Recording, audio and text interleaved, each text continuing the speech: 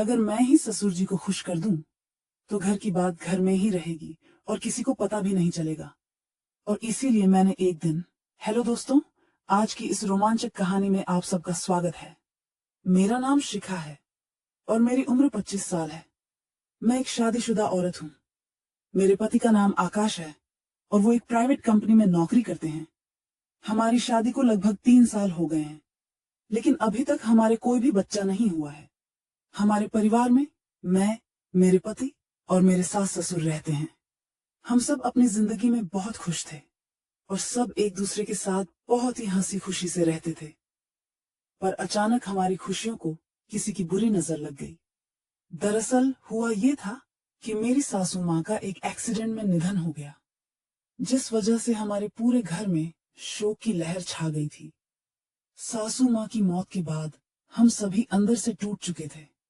हमारे ऊपर तो जैसे दुखों का पहाड़ ही टूट पड़ा था। सासू माँ की मौत के बाद मेरे ससुर जी बहुत ज्यादा दुखी रहने लगे थे। मैं जब भी मेरे ससुर जी को देखती थी, तो वो अकेले में बैठे बैठे रो रहे होते थे और सासू माँ को याद कर रहे होते थे। मैं और मेरे पति ससुर जी की इस हालत को देखकर बहुत ज्यादा दुखी हो जाते थे। हम यही सोचते थे कि काश सासू माँ जिंदा होती तो ससुर जी की यह हालत नहीं होती। मैंने और आकाश ने उन्हें बहुत समझाया था कि आप ऐसे मत करो, आप घर के बड़े हो। अगर आप ही टूट जाओगे तो फिर हमारा क्या होगा। हमारे समझाने के कुछ वक्त बाद तक तो वह ठीक रहते थे, लेकिन अकेले में फिर वो वैसे ही हो जाते थे।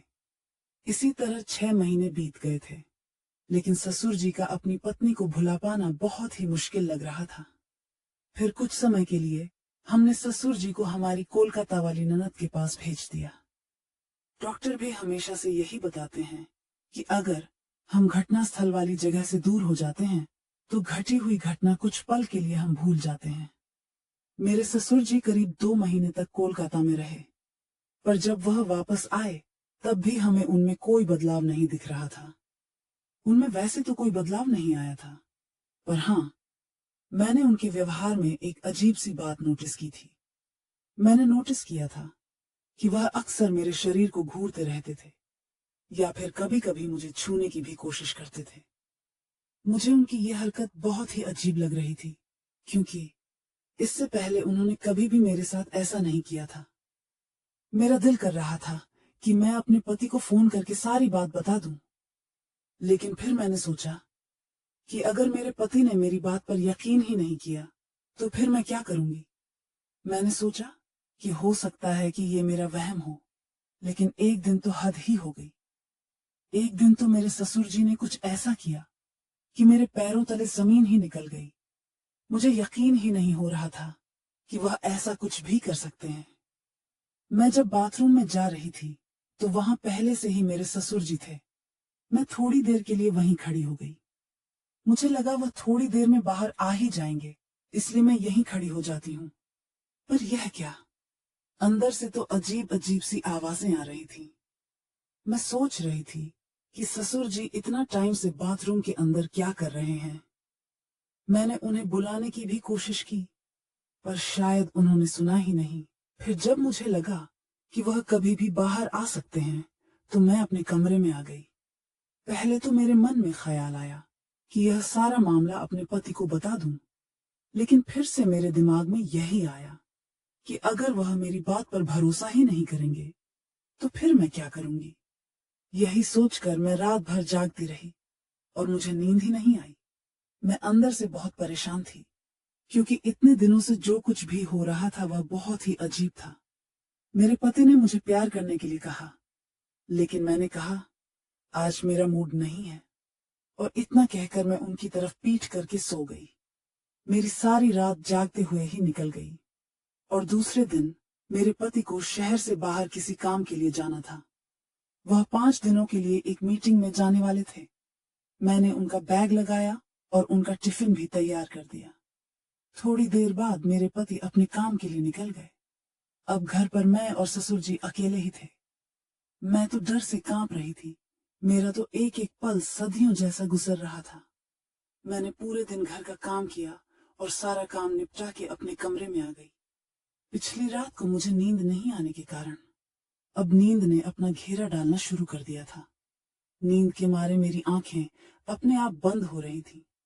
दिन के 4 बज रहे थे। मुझे पता ही नहीं चला कि कब मेरी आंखें बंद हो गईं और मैं गहरी नींद में चली गई। मैं वैसे तो साड़ी ही पहनती हूँ, लेकिन कुछ दिनों से ज्यादा गर्मी होने के कारण मैं सलवार कमीज ही पहन रही थी। मेरा पूरा शरीर पसीने से भीगा हुआ था और मैं अपने कमरे में आकर पंखे के नीचे लेटी हुई थी। करीब 1 घंटे बाद मैंने महसूस किया कि कोई मुझे अजीब तरह से हाथ लगा रहा है।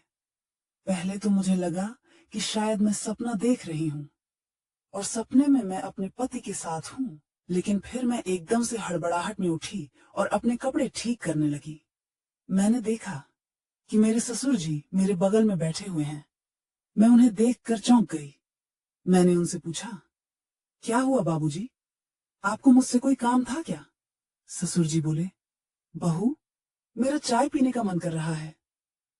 मैंने तुम्हें बहुत बार आवाजें लगाई, पर शायद तुमने सुना ही नहीं, इसीलिए मैं खुद ही तुम्हारे कमरे में आ गया। यहाँ मैंने देखा कि तुम आराम से सोई हुई हो, तो मैंने सोचा कि सोई हुई बहू को क्यों उठाना, मैं खुद ही चाय बना लेता हूँ। पर इतने में तुम जाग गई। इन शब्दों में ससुर जी ने अपनी सफाई दी तो मैं झट से बेड से नीचे उतरी। मेरा दिल जोर जोर से धड़क रहा था। मैंने अपनी चुनरी अपने सिर पर लेकर कहा, बाबूजी, आप अपने कमरे में जाइए, मैं वहीं पर चाय लेकर आती हूँ। मेरा इतना कहने भर से उनका दिल टूट गया था। फिर वह अपने कमरे में चले गए। करीब 15 मिनट बाद मैं उनके कमरे में 1 कप चाय लेकर गई। मैं उनके कमरे में गई तो मैंने अंदर जाकर देखा कि ससुर जी अपने कमरे में बैठकर रो रहे थे। मैंने पूछा, क्या हुआ बाबूजी? आप रो क्यों रहे हो? कोई दिक्कत है क्या? अगर आपकी तबीयत खराब हो तो मैं तुरंत डॉक्टर को फोन कर दूं। वो बोले, नहीं बहू, ऐसा कुछ नहीं है। बस आज मुझे तेरी सासू माँ की बहुत याद आ रही है। मुझे आज उसकी बहुत कमी खल रही है।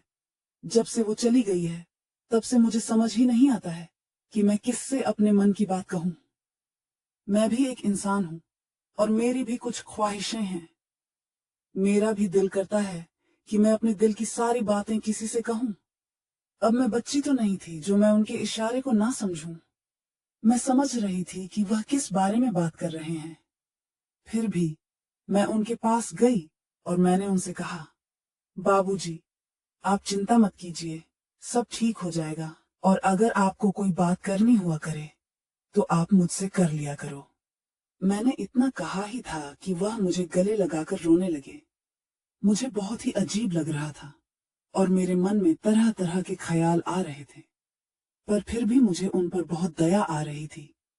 और ससुर जी की इतनी उम्र भी हो चुकी थी कि हम उनकी दोबारा शादी भी नहीं कर सकते थे। अगर हम उनकी दूसरी शादी कर भी देंगे तो हम किसी को मुंह दिखाने के लायक भी नहीं रहेंगे। हमें समाज से बर्खास्त कर दिया जाएगा। इससे तो बेहतर यही है कि घर पर ही इस समस्या का कोई हल निकाला जाए। एक बार तो मेरे मन में आया कि अगर मैं ही ससुर जी को खुश कर दूं तो किसी को पता भी नहीं चलेगा और घर की बात घर में ही रहेगी। मैंने दिल पर पत्थर रखकर उनका न्योता मन ही मन कबूल कर लिया था। फिर मैंने उन्हें नहाने को कहा और उनके कपड़े वगैरह निकालकर उनको दे दिए। थोड़ी देर बाद वह नहाकर वापस आ गए।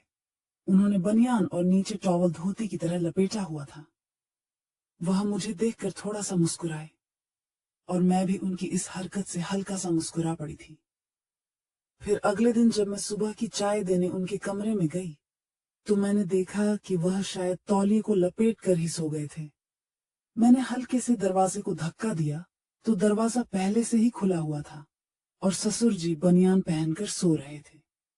उनकी इस हरकत से मुझे गुस्सा तो बहुत आया, लेकिन मैंने उनसे कुछ कहा नहीं और चाय देकर वापस किचन में आ गई। करीब 1 घंटे बाद वह किचन में आए और मुझसे बोले, बहू, जरा तेल गुनगुना करके मेरे कमरे में ले आओ और मेरे सिर और बदन की मालिश कर दो। इस बार मुझे उनकी खराब नीयत पहले ही पता चल गई थी, पर मेरे पास कोई सबूत नहीं था।